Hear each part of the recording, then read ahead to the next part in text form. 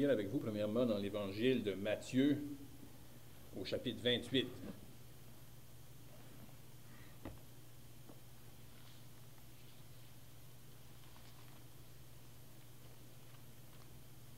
Matthieu, chapitre 28, nous allons lire au verset 19.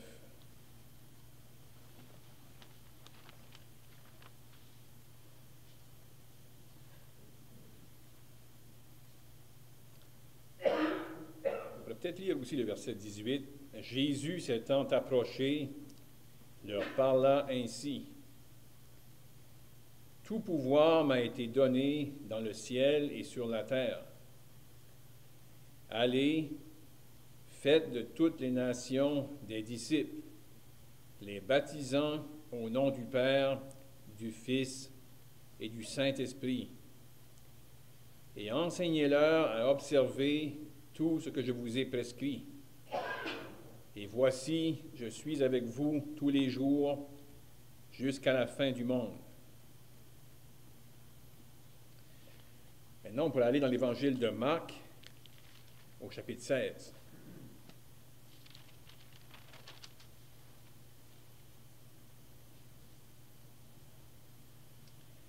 Et on pourrait lire à partir du verset 15.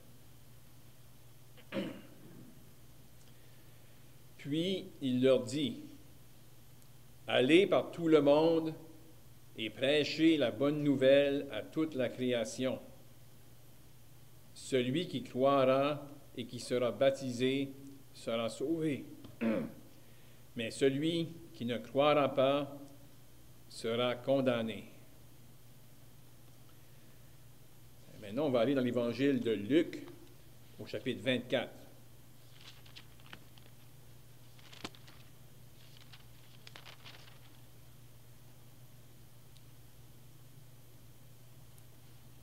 Et on pourrait lire à partir du verset 46. Et il leur dit, « Ainsi il est écrit que le Christ souffrirait et qu'il ressusciterait des morts le troisième jour, et que la repentance et le pardon des péchés seraient prêchés en son nom à toutes les nations, à commencer par Jérusalem. »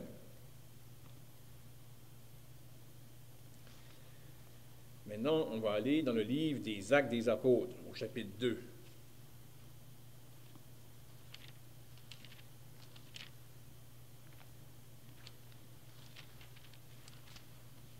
Actes, chapitre 2, nous allons lire à partir du verset 41.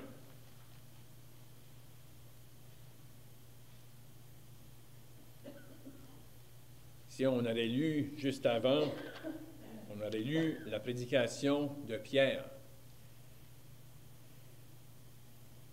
qu'elle allait prêcher concernant la repentance et le pardon des péchés. Et là, on peut lire au verset 41, « Ceux qui acceptèrent sa parole furent baptisés. Et en ce jour-là, le nombre des disciples augmenta d'environ 3000 âmes. »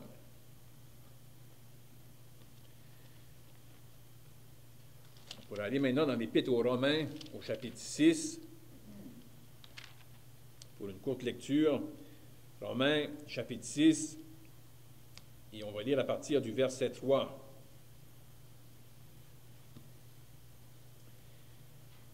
« Ignorez-vous que nous tous qui avons été baptisés en Jésus-Christ, c'est en sa mort que nous avons été baptisés? Nous avons donc été ensevelis avec lui par le baptême en sa mort, afin que comme Christ est ressuscité des morts par la gloire du Père, de même, nous aussi, nous marchions en nouveauté de vie. En effet, si nous sommes devenus une même plante avec lui par la conformité à sa mort, nous le serons aussi par la conformité à sa résurrection, sachant que notre vieil homme a été crucifié avec lui, afin que le corps du péché soit réduit à l'impuissance, pour que nous ne soyons plus esclaves du péché, car celui qui est mort est libre du péché. Et une dernière lecture dans la première épître de Pierre au chapitre 3.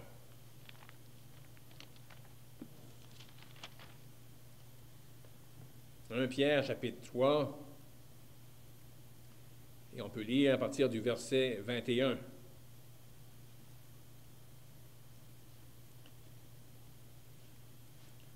Ici, l'apôtre Pierre faisait référence à Noé et sa famille dans l'arche, comment ils furent sauvés à travers l'eau, à la fin du verset 20, et on peut lire, verset 21, « Cette eau était une figure du baptême, qui n'est pas la purification des souillures du corps, mais l'engagement d'une bonne conscience envers Dieu, et qui maintenant vous sauve, vous aussi, par la résurrection de Jésus-Christ. » Le Seigneur va bénir la lecture de ces Saintes Écritures avec ce qu'on a entendu aussi ce matin. Ce que j'ai à cœur de partager avec vous, c'est concernant le baptême. On a déjà touché le sujet, mais ça revenait encore à mes pensées dernièrement et on peut le voir sous deux angles. L'enseigner concernant le baptême pour ceux qui ne sont pas encore baptisés, mais aussi un rappel pour nous qui avons été baptisés. Qu'est-ce que le baptême implique? De quoi le baptême nous parle? Et vraiment, pour moi en tout cas, c'est quelque chose qui est important de revisiter et de encore chérir ces vérités-là concernant le baptême. On ne va pas parler en détail sur tous les passages qu'on a lus, mais on aimerait du moins regarder brièvement chacun d'eux, essayer d'avoir un portrait global concernant le baptême. Premièrement, j'ai lu dans les 3 premiers évangiles concernant le baptême. Ce n'est pas mentionné dans les 3 passages, mais on va mettre les 3 ensemble, parce que le baptême, dans les Écritures, c'est relié avec le salut. Bien entendu, le baptême ne prend pas place au salut, mais c'est relié au salut. On va souvent voir dans les Écritures les gens qui ont été sauvés et peu de temps après, ils sont baptisés. On va y faire référence un peu plus tard, mais si on regarde les évangiles, l'évangile de Matthieu nous parle de ce commandement-là que le Seigneur a donné. On vient d'entendre ce matin comment les disciples avaient été déstabilisés, ébranlés, suite à la crucifixion. Comment leur espérance était démolie. Et ça a pris plusieurs jours, plusieurs manifestations du Seigneur pour que les disciples soient vraiment fondés dans cette vérité-là et cette réalité-là que le Seigneur était vivant. Et là, si on se met dans le contexte de Matthieu, le Seigneur avec les disciples, et que là, il leur dit, « Tout pouvoir m'a été donné dans les cieux et sur la terre. » Ça devait être une grande parole pour les disciples, qui avaient vu, justement, qui avaient été témoins de la crucifixion. Puis là, à l'apparence, le Seigneur était sans force, dans la faiblesse, sans puissance. Mais vraiment, c'était parce qu'il fallait qu'il entre dans la mort. Comme qu'on a lu dans l'Évangile de Matthieu, ne fallait-il pas que le Christ souffre ces choses et qu'il entre dans sa gloire? Le Seigneur devait accomplir une œuvre à la croix qui était nécessaire pour le salut des âmes. Et là, sur le terrain de la résurrection, le Seigneur dit, « Tout pouvoir m'a été donné dans les cieux et sur la terre. » Et là, il commande à ses disciples d'aller par tout le monde. Faites des disciples de toutes les nations. Allez par toutes les nations, faisant des disciples, les baptisant au nom du Père, du Fils et du Saint-Esprit. Donc là, on n'a pas tous les détails, mais on a ce commandement-là du Seigneur qu'il faut que les disciples aillent parmi toutes les nations de la terre. Oui, ça allait commencer par Jérusalem. Il fallait qu'ils aillent parmi toutes les nations, faisant des disciples, les baptisant au nom du Père, du Fils et du Saint-Esprit. Le Seigneur met une grande importance sur le baptême. Parce que lorsqu'il va commander à ses disciples d'aller par tout le monde, il dit, faites des disciples, les baptisant au nom du Père, du Fils et du Saint-Esprit. Et enseignez-leur tout ce que je vous ai prescrit. Donc ça, c'était une chose que le Seigneur avait prescrit, les baptiser, mais ensuite, enseignez-leur à observer tout ce que je vous ai prescrit. Dans Luc, on voit à qui s'adresse le baptême. Parce que là, on a le commandement qu'il faut aller parmi toutes les nations. Il va y avoir des gens qui vont être baptisés.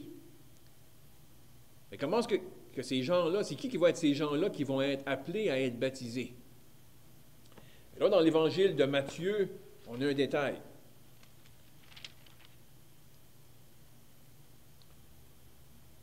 Parce que le Seigneur disait, « Ainsi il est écrit que le Christ souffrirait et qu'il ressusciterait des morts le 3e jour. » Ça venait de s'accomplir. Et que la repentance et le pardon des péchés seraient prêchés en son nom à toutes les nations, à commencer par Jérusalem. Le baptême allait être un commandement envers ceux qui se sont repentis et qui ont reçu le pardon des péchés. Les disciples allaient aller, ils allaient prêcher la repentance. La repentance qui implique vraiment faire un demi-tour. Aller prêcher à des gens qui vivaient dans leur péché, qu'ils allaient dans une direction, et prêcher la repentance envers Dieu. Des gens qui vont prendre conscience de leur péché et la gravité de leur péché, qui vont vouloir faire un demi-tour, être en règle avec Dieu. La repentance et le pardon des péchés. Donc les disciples allaient aller avec un mandat de voir des gens baptisés. Des gens qui auraient connu la repentance et le pardon des péchés dans la personne du Seigneur Jésus.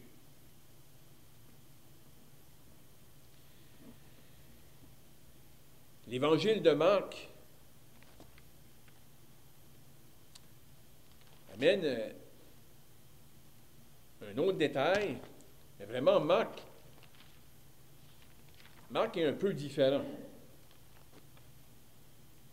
Puis vraiment, lorsqu'on lit l'évangile de Marc, du début, on voit que l'évangile est différent. L'Évangile parle du serviteur parfait.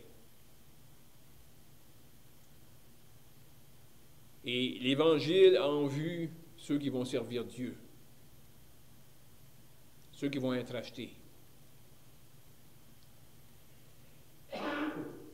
Et il y a possiblement des gens qui se sont accrochés sur le verset 16, le début du verset. Puis si on avait juste cette portion-là, on aurait de la difficulté à comprendre. Là, on peut lire « Celui qui croira et qui sera baptisé sera sauvé ».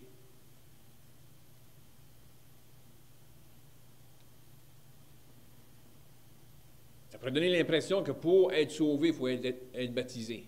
Mais ce n'est pas ça, on va l'expliquer. On a la suite du verset. « Celui qui ne croira pas sera condamné. » Donc le salut s'obtient par la foi. Mais vraiment, Marc l'évangéliste qui avait en vue le serviteur parfait, et ensuite ceux qui allaient marcher à sa ressemblance, qui allaient servir Dieu, dans l'appel qu'ils allaient avoir. Marc associe le baptême avec le salut. C'est intéressant de remarquer ici que ce n'est pas écrit « celui qui croira, qui sera baptisé et qui sera dans l'assemblée sera sauvé ». C'est écrit « celui qui croira et qui sera baptisé sera sauvé ». Et comme on vient de dire, le verset d'ensuite nous dit « celui qui ne croira pas sera condamné ». Donc le salut s'obtient par la foi. Mais qu'est-ce qu'on peut comprendre ici, de ce passage-là? Que c'est la chose normale, que c'est la chose attendue, qu'une personne croit, soit baptisée.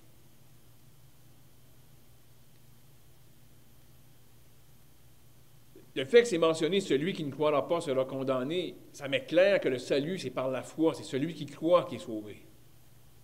Mais que c'est la chose évidente, que c'est la chose qui devrait être la règle, qu'une personne qui est sauvée va être baptisée. On a entendu ce matin dans l'adoration, en faisant référence à la croix, il y avait 2 hommes qui avaient été crucifiés. Mais vous savez, ici, par une intervention, tout à coup, le gouverneur allait donner l'ordre. Maintenant, il y en a seulement un qui va être crucifié, c'est Jésus. On va descendre les autres de la croix. Vous savez qu'est-ce qu'on aurait observé, possiblement peu de temps après? On aurait voulu voir un homme, on aurait vu un homme voulant être baptisé. Pourquoi? Parce qu'il avait été sauvé. Puis il voulait obéir au Seigneur. Et bien entendu, il était sur la croix, il n'a pas descendu. Il était sauvé. Mais s'il aurait eu l'opportunité d'être baptisé, il aurait voulu être baptisé. L'autre n'aurait jamais voulu. Ça ne l'aurait pas intéressé. Donc, c'est la chose normale pour quelqu'un qui est sauvé d'être baptisé. Et pourquoi c'est normal? Pourquoi le Seigneur demande le baptême? Puis, on va peut-être juste faire une petite pause aussi. Pourquoi ici c'est mentionné « celui qui croira et qui sera baptisé sera sauvé ». Comme on l'a mentionné, ce n'est pas écrit « celui qui va être dans l'assemblée ». Parce que vous savez, il y a des endroits sur la terre, il y a des croyants où il n'y a pas d'assemblée. Il y a peu de chrétiens. Mais celui qui est sauvé, il peut être baptisé et par son action manifester quelque chose. Par une action, quelque chose qui est visible, parler de quelque chose qui est invisible, mais qui a pris place. Le baptême parle de vérité. Le baptême parle de doctrine. Le baptême parle de choses qui sont sûres, qui ont pris place dans le secret, qui n'est pas vu des autres. Et quand est-ce que la personne se fait baptiser? Il déclare ça par son action. Et on a lu dans l'Épître aux Romains. Mais premièrement, avant même d'aller là, parce que si on y pense, chacun de nous, peut-être quand on a été baptisé, qu'on n'avait pas tout saisi qu'est-ce que ça impliquait. Les vérités qui étaient vues d'une manière symbolique par le baptême. Mais on savait une chose. En lisant les Écritures, sans tout comprendre, on savait une chose. Le Seigneur le demandait. Le Seigneur demandait que chaque croyant soit baptisé. Puis, en lisant, on savait, celui qui demande que je sois baptisé, c'est celui qui m'a sauvé. C'est celui qui a souffert à la croix pour mes péchés. C'est celui qui a connu l'abandon de Dieu, la colère de Dieu, à cause de mes péchés. Il m'a sauvé, il m'a racheté, il m'a garanti le ciel. Non seulement ça, il me donne la promesse qu'il ne va jamais m'abandonner. Il va prendre soin de moi. Puis sans comprendre tout ce qui est impliqué en ce qui concerne la doctrine, qu'est-ce que ça démontrait le baptême? Le fait que c'était lui, que c'est cette personne-là qui demandait d'être baptisée. On voulait avec joie obéir à son commandement. Être baptisé au nom du Père, du Fils et du Saint-Esprit. On a lu dans l'Épître aux Romains comment l'apôtre Paul exprime qu'est-ce que le baptême démontre. C'est comme un frère avait... J'ai aimé la façon qu'il l'a dit, puis depuis ce temps-là, je pense tout le temps à cette expression-là. Si on veut décrire, si on pourrait résumer le repas du Seigneur, de quoi ça nous parle? Ça nous parle, Christ est mort pour nous. Mais le baptême, de qu'est-ce que ça nous parle? Moi, je suis mort avec Christ. C'est ça que le baptême démontre. Quand on a été sauvé, il y a quelque chose qui a pris place dans le secret qui était inconnu des inconvertis. Puis là, dans l'Épître aux Romains, l'apôtre Paul explique. Il amène des vérités que peut-être jeunes croyants n'a pas saisi, puis même plus âgés dans la foi, on n'a pas tout saisi qu'est-ce que ça implique. Mais du moins, on a des mots qui sont là, qui nous laissent entrevoir qu'il y a quelque chose qui a pris place à la croix, qui est inconnu, et là qui est révélé. L'apôtre Paul mentionne, nous avons été baptisés en Jésus-Christ, c'est en sa mort que nous avons été baptisés.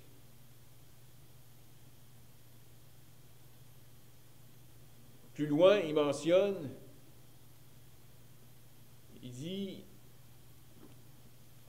sachant que notre vieil homme a été crucifié avec lui.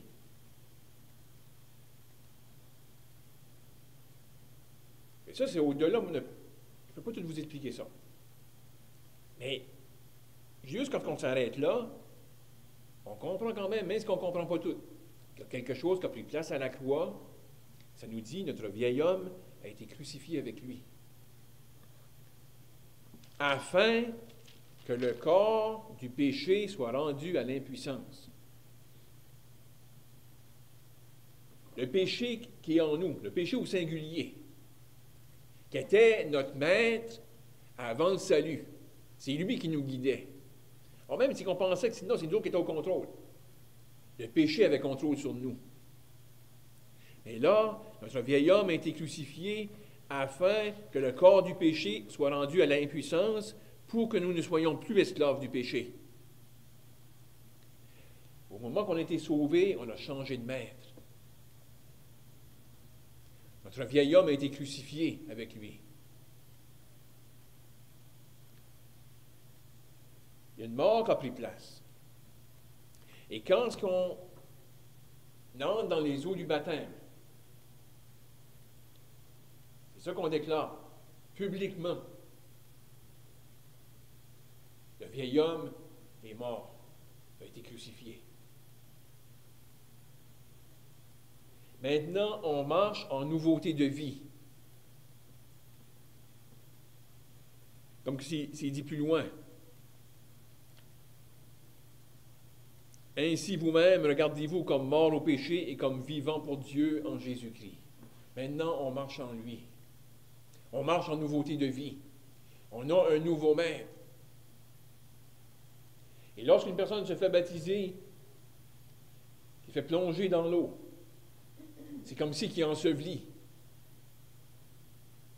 Et quand ce qui ressort, ça nous parle de la résurrection. marchant en nouveauté de vie. Et ça, c'est juste une manifestation publique. C'est un symbole qui déclare quelque chose qui a pris place.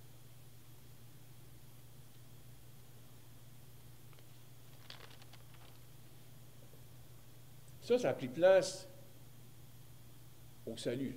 Au salut, on est entré dans le bien de ça. Qu'est-ce qui était accompli à la croix? Peut-être on ne l'avait pas saisi au jour du salut. Mais avant, on était esclaves du péché. C'est lui qui était notre maître. Puis maintenant, en Christ, c'est lui qui est notre maître. C'est à lui qu'on obéit. C'est lui qu'on veut suivre. Marcher en nouveauté de vie.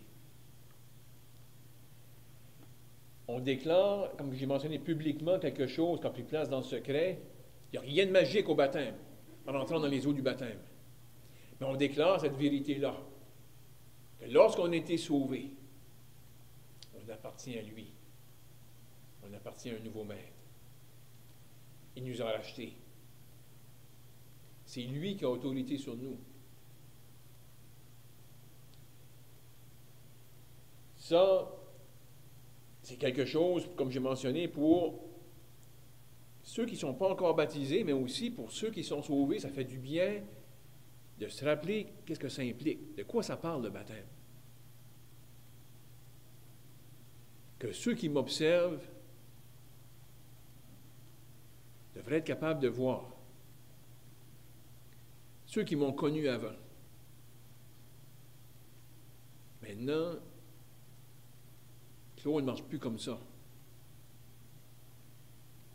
Ceux qui prenaient plaisir dedans avant, ils ne prennent plus plaisir dans ça. Ils marchent pour Dieu en Christ.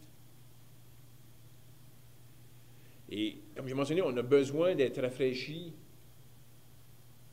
nous qui avons été baptisés. Parce que vous savez, on a démontré par une action quelque chose qui était scripturaire. Quelque chose comme qu'on vient de lire dans Romains chapitre 6. Puis vraiment, on a une vie à manifester ça par notre marche. Et comme on a mentionné, le baptême, c'est pour qui? Et vraiment, là, on va peut-être regarder un peu plus, justement. C'est qui peut être baptisé? C'est ceux qui sont morts avec Christ. Parce que vous savez, dans le baptême, on manifeste d'une manière publique justement quelque chose qui a pris place dans le secret. On symbolise que la personne est morte, qu'elle est ensevelie, puis qu'elle ressuscite en nouveauté de vie.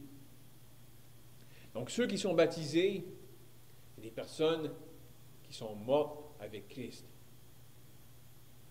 Des personnes qui ont été sauvées. Et comme qu'on a lu dans les évangiles, c'était le commandement du Seigneur. Lorsqu'en allant par toutes les nations, de baptiser des gens. Mais justement, ça impliquait que c'est des gens qui allaient être sauvés. C'est des gens qui allaient avoir connu la repentance et la foi en Christ.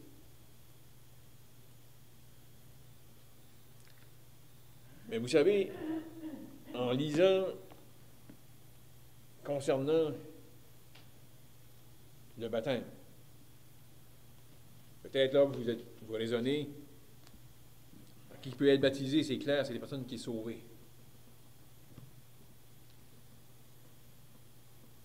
Maintenant, quand est-ce qu'une personne doit être baptisée?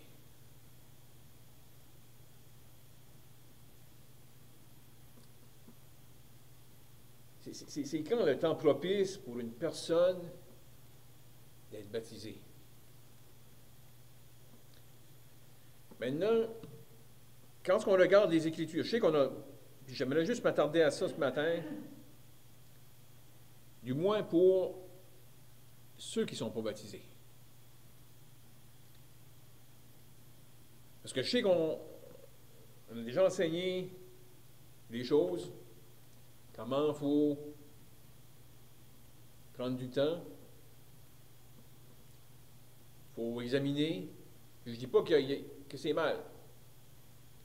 Mais quand ce qu'on lit dans les évangiles, surtout le Nouveau Testament, les évangiles, le baptême il était un peu, mais vraiment surtout dans le livre des Actes. Quand est-ce que les gens étaient baptisés?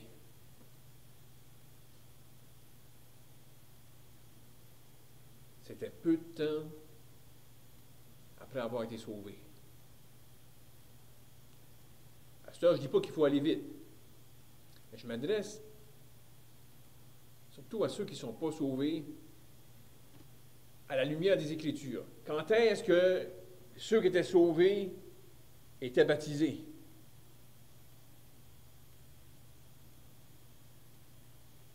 Il semblait avoir une réaction spontanée après avoir passé de la mort à la vie, après avoir passé d'un maître à un autre, vouloir obéir aussitôt que possible à ce commandement-là du Seigneur, de vouloir être baptisé.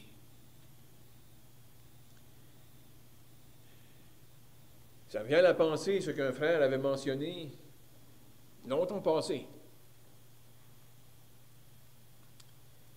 Puis, il laissait entendre que selon les Écritures, bien sûr, le baptême implique un changement, parce qu'on déclare publiquement, en se faisant baptiser, qu'il y a eu un changement qui a pris place dans le secret. Comme on vient de mentionner, on est passé d'un maître à un autre. Un maître où on était esclave du péché, maintenant à un autre maître où là, on marche en nouveauté de vie. On n'obéit pas à cet ancien maître-là, qui est encore en nous, le péché est encore là, mais maintenant, on veut obéir à Christ.